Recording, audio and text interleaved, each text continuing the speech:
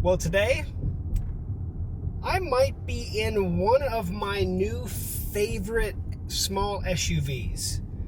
This is the Lexus RX350 F Sport. And, well, got some good things to talk about it. And, well, maybe some annoyances from this one as well. But, we'll get into it next.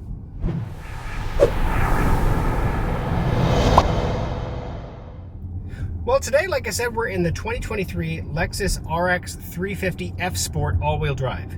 This is a really well-equipped, really nice vehicle. It drives wonderfully. It's extremely quiet. I don't know how well, I'm not driving crazy fast, but it is a really quiet, well-riding vehicle. It's actually decently sized for what it is. It's got plenty of enough power to it. It's a 2.4 liter turbocharged V6. It's got an 8-speed transmission in it. It drives really well. It's got a lot of smart features in it too. So the entertainment system that we have here in the center console here, the radio and all that stuff, is the newer style that started off, I think, in the NX series, if I remember that when I did that last year. It's just really, really well designed. The center console is really comfortable, actually really smartly laid out in my opinion. The driver's information system is really well laid out. The heads-up display works extremely well. And to be honest, it just pulls over that newer style Lexus design that they started in the NX. I really like it. I have nothing against it so far. Now, this one also is equipped with some of the more advanced stuff. So there's a small camera kind of sensor package above the steering wheel column here. And essentially what that's doing is monitoring your vision, seeing where you're paying attention to, watching where you're looking. If I look away for any period of time, it'll actually ding me and tell me that, hey, the driver's not paying attention. And it does it fairly well. Too well, in my opinion, because obviously I'm looking over here, but I have to keep looking ahead to make sure I'm not going to run into something, and it senses that. But if I actually really do look away, it'll actually ding me. See? So there's nobody to drive in front of me. I'm off roads, so it tells me, hey, pay attention, dummy, and it works really well. Now that said, I have noticed that if I'm wearing my polarized sunglasses, sometimes it'll ding me even though I am paying attention. So it keeps you off your phone, keeps you paying attention to the road. It's something that should be done, but it does get annoying at times, especially if you're kind of constantly looking, talking to somebody or something. Every so often, if my arm gets in the way or something, it'll ding me. It'll also. It has all the sensors in the front and rear of the vehicle to know if there's traffic coming. So I really like that. I love the blind spot monitoring, and I love it letting me know that traffic's coming from the left or traffic's coming from the right. I think it's a fantastic system. That said, sometimes it can be quite annoying. So for instance, if you're at a stop sign or a red light, and the last vehicle's going and you let your foot off the brake before the vehicle actually passed you, it will ding me and say, hey, I'm still sensing a car moving. And it's like, well, yeah, it's moving, but I'm not hitting the accelerator yet. I'm just getting ready to go. Because, the car behind me is not, is less antsy probably than I am. So, or more antsy, I guess. But that said, there's a lot of technology here. And that's the big thing about this vehicle. It's filled with some really cool things. And then it also does this automatic braking feature, which the best way to describe it to people would be like adaptive cruise control will automatically slow down if a vehicle in front of you is, going slower than you, so you maintain distance. It essentially does that, but literally will stop the vehicle, or almost stop the vehicle, right? So even if you're not paying attention and somebody slams on the brakes, it's gonna start braking right away, right? Now I'm not gonna tell you it's gonna be perfect, but it does work quite well. Just in standard use, meaning I'm heading on an off-ramp or something and the vehicle in front of me starts slowing down faster. It doesn't start dinging at me right away to let me know that, hey, you're gonna hit this person, but it'll start slowing down automatically, gently, like you're braking. It's actually quite nice. I really do like it. So that said, we're gonna do our standard walk around. We're gonna do our standard interior tour. Let's go from there. So let's get into it. Okay, so we're gonna start our walk around the vehicle from the start. First, the whole front end and the side. Beautiful vehicle, beautiful lines on it. The front is really, really tall for what it is, right? Really big grill. Some people like it, some people hate it. I like it. I really also like kind of the nice design here on the side, the swooping design. It just looks good. Nice wheels on it. Got the F Sport badge on it right here.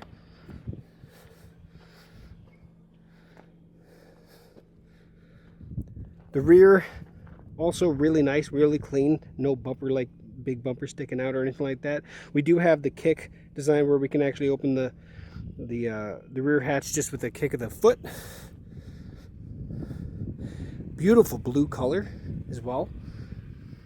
It's just a really, really well designed, very good looking vehicle. They did a really good job with this one. So let's get into the interior. All right, let's get in. It's Grecian water. That's the color of the blue. Okay, so first of all, we're going to talk about a few things here. Mark Levinson audio. If you've watched my other reviews of the Lexus products that has this audio system in it, I'm very impressed. And this also does not disappoint. Fantastic audio system. We have all of our standard controls for the mirrors and the windows up and down. This actually has the push button. You just push your thumb in to open the door. Right? I like that. I like that more than the handle. But that's where that is. Then we have, well, let's start here. The steering wheel actually has, how do you want to call it? Touch sensitive controls. So these are all, if you just rest your finger on them, on the heads up display, and this is where I'm going to try to get the best I can on here. If I just touch my finger on it, you'll actually see stuff come up. So, and you'll see where my finger is by the highlight, and it won't do anything until I actually push. So like if I go down here to the other menu, if I click it, it'll go to the next menu, so I can see next track or previous track or whichever. And then I click this again, it'll go back. So that's things, and then you can see the phone call. And the same thing is on the left side. If I highlight that one, it brings up controls over here. And so let me zoom in a little bit more. You can see we can change the display information. This will actually move it up and down on the window, so you can get it exactly where you want it. And then this will actually be the display on the actual driver center. I'll show you that here in a second. And then we have our other buttons here. But every time they're touch sensitive, so you can see, you can look down the road and not really even have to look down here and know exactly where your thumb is. Right? So that is kind of nice. Now, when I was talking about going left and right, that's down here. Let's bring this up a little bit, so we can actually go through and see the different displays. So economy, I'm going to left right now. Gear position, right now we're not in gear. We can see, let's see, that one is acceleration, so you can see where, how heavy you are on the pedals, stuff like that. This will show you the turbo, how much of the turbo you're using when you're doing it. It'll show that. We have eco indicator, that's your phone essentially. Average speed, and then fuel economy. I'm getting about 22, so that's where that is. And yeah, I really like it's a standard driver information system. It's nothing fancy, but it's really well and easy to see. That's the big thing, right? Unlike the last Toyota I did, this one's really nice. So let me get this out of here. There. So this is the large touchscreen radio. Now this standard is a 9.8 inch. This has the 14 inch, the larger display on it. And the thing about this, if you've watched my NX videos or if you've seen the newer designs here, is that you have everything on the touch panel. But even though the climate's on the touch panel, they still have these little knobs that you can adjust quick and easy. Same thing with the volume. There's actually a knob here for the volume. Everything else, there's a few, like your quick defrost, both front and rear, is buttons still, but everything else is all right here all the time. It's on the it's actually part of the touch panel, but it's really intuitive, really useful. I really like this. The touch panel itself is very it's sensitive, so it actually works really well. So I can click on it and it does take off real quick and easy. So you can always go into auto mode. So this, like in auto mode, this will go between heated seat and cooled seats automatically. So it's kind of nice. And then you can change, how the air's hitting you. You can change everything in here. But you can bring up climate, and it'll give you some more options, right?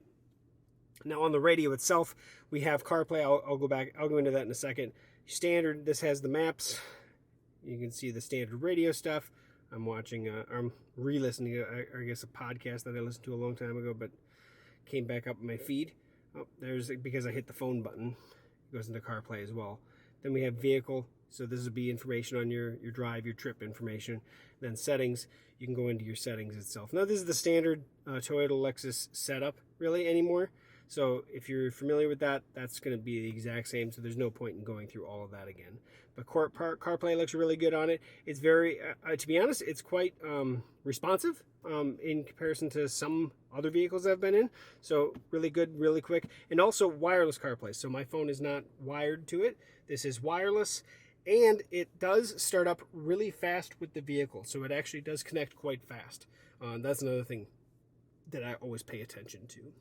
So that's that. Now we're moving down. Let's bring it a little bit brighter now. So moving down here, vents, emergency flashes, things like that. 2 USB-C chargers right here. Awesome to see that. But down below, and this is actually a bin that you can close, USB-C and USB-A, both. Now that USB-A is also going to be used for your CarPlay or your radio features, right? We have a Qi charger on the left, and then I have my sunglasses down there on the right. So just a nice little storage bin that can be covered. The only thing, excuse me, about this is just, you're not going to see this very well from the driver's position, which, to be honest, if your phone's in here, you probably shouldn't be looking at it anyway. But, it's from the driver's position, you're kind of looking at it from this, so you're not going to look down there unless you're looking forward. The gear selector, I really do like this specific gear selector design. You just kind of go off to the side, pull it back to go into drive, push it forward to go into neutral, or to reverse, pull it to the side and hold to go into neutral, and then push the P button to go into park. I like that design. And then we have our traction control, or our parking hold, or automatic, so the engine turns off at stop signs and stop lights and stuff, downhill assist, all that stuff's right here. And then we have 2 cup holders. This is kind of neat. This is just a standard cup holder here. This one is actually extra deep, as you can see. I don't know how well, because that glare is just, the sun's just hitting just right. But there's a button right here that we can hit push, and it'll actually raise it back up so they're both the same depth. So if you have a short cup, you can keep it up, but if you have a really tall coffee cup, you can actually push it, and you actually push the cup down, and it'll actually push it down, and then you can push this button to release it, bring it back up. So kind of cool in that regard. I like that. It's useful, and I like useful things. And lastly, over here on the side, we have a standard size glove box. Nothing fancy here. And above, we have our controls. Ooh, let's see if we can see that very well. For our moonroof and emergency stuff like that. So you can see there with the sunroof open closed, but over here we can actually open the slide. So I'm going to get the camera pointed this direction, and then we'll hit the button. Geez, we'll see it slide open. Nice and large panoramic roof on this one. And then, of course, like I said, we can vent, or we can actually open. And then we'll close it. And it opens all the way. But that's that. So let's go to the back seat. All right. So again, standard controls here. I'm, again, 5'11", way more than enough legroom, even with the seat pretty much all the way back. We have 2 USB-C chargers. We have our own climate control back here for the rear seat vents, and plenty of daylight from the panoramic roof. Now, also, we have these kind of fold away cup holders to kind of give you some cup holders back here, but they kind of fold away to give you just a standard armrest too. Kind of neat. I kind of like that. That folds up there. And we're going to look in the back here in a second. But other than that, very comfortable. The seats are comfortable. Yeah, nothing to say bad about this. Just nice. All right, so I'm going to actually open it with my foot. Just by pushing down there, it'll open it up. Now you can also open it with your hand with the standard button there. But we have a nice sized rear. Let's see if I can make sure that we can see in here well. So we have our subs and package back here. We have a first aid kit back here. And then underneath, we actually have the jack and the spare. But you do have an extra little cubby there as well. Just like always, you have your nice cover there so you can kind of, you know, keep people from seeing your stuff. But this is a nice cover. It's, you don't have to, like, it's not like a manual where you have to slip it in. So you just pull it and it locks into place, and then you push it and it'll go back. And of course this is removable if you don't need it. So more than enough space. I bet we're gonna get, just like I did on the last Toyota I did, I bet we can get probably 6, if not 6 to 8 maybe suitcases in here. So we'll try that here at the end. Also something to say, you can actually fold the seats down from here. So there's going down there, but it doesn't look like they come back up. Nope, you have to do that manually. Also, we have buttons to close and then close and lock, so you can choose. I'm just going to close for now.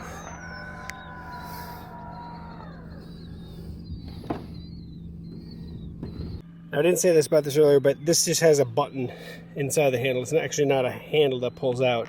You just actually squeeze this little button. Not how it opens. There is a button here for the gas tank. That'll pop that open. And then we're also going to come down here and pull the hood open. So let's see if I can do this with one hand, like I usually can. Let's see where you're at. Ah, there it is. Gas shocks, I like it. Nice clean engine compartment. Easy access to the battery. That's always the number one thing I'm looking for. Easy to access fluids and wash fluid here. So yeah, nice, clean. I always do like to point out seat controls as well. This has a lot of them to basically lower, raise, you know, everything. And then you have your lumbar support here as well. So a lot of options on the seat to make it as comfortable as you'd like and to sit how you would like. So like when my wife actually got in the passenger seat, it was really low. It was all the way down, I think. And so she felt like she was riding really low. And then she raised it a lot higher up and she felt a lot more comfortable. But that's seat controls. Here.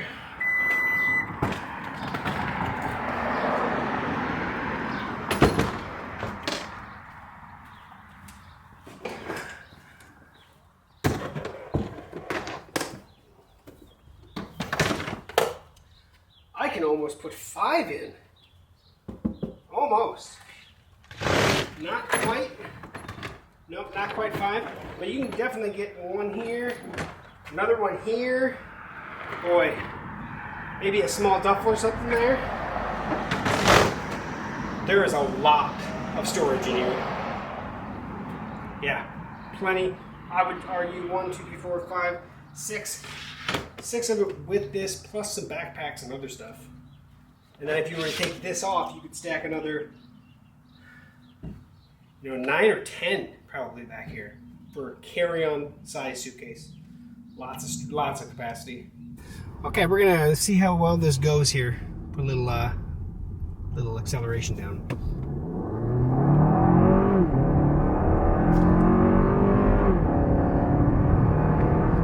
That's 60. So, it's not going to win races, but it's got more than enough power, especially for a little 2.4 cylinder. That's pretty awesome.